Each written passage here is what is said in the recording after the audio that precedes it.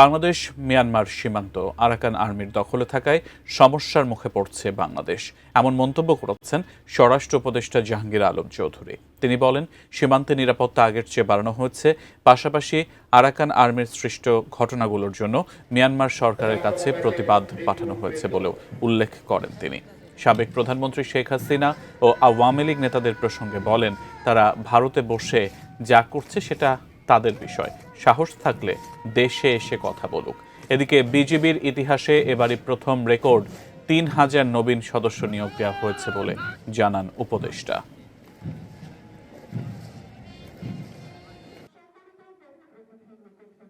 এত বেশি রিক্রুটমেন্টের একটা মূল উদ্দেশ্য ছিল নির্বাচনটা যেন শান্তিপূর্ণভাবে, সুষ্ঠুভাবে এবং নিরপেক্ষভাবে এবং উৎসব মুখর হতে পারে।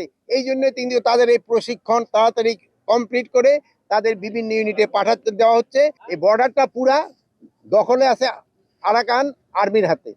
মিয়ানমার আর্মি কিন্তু বর্ডারে নাই। এই জন্য আমাদের একটা তো সমস্যা ডেফিনেটলি হচ্ছে, বাট আমাদের যোগাযোগ হলো মিয়ানমার সরকারের সাথে।